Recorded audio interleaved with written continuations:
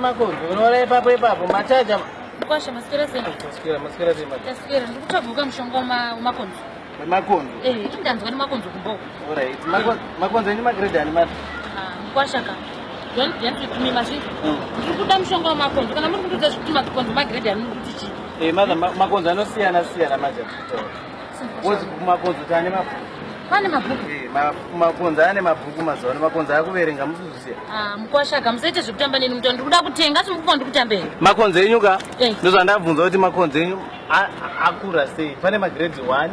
pane magrade 0 pane magrade 7 handiti magrade 0 ndovanoita sei ndo anenge chingotenderera mumbomo handiti koziva magrade 5 to 7 ando anodya kana poto chaanodzora kana volume iri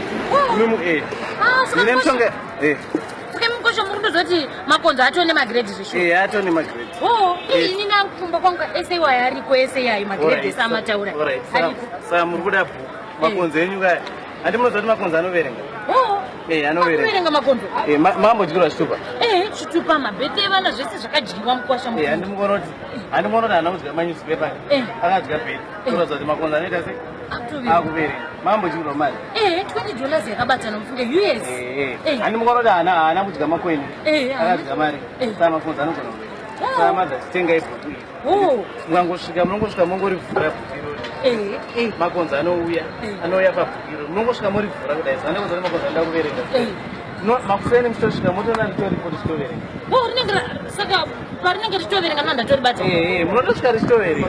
munosvika makonzo zimbabwe technology wemapeto emakonzo alright kwasha wemapeto emakonzo machaja maita henyu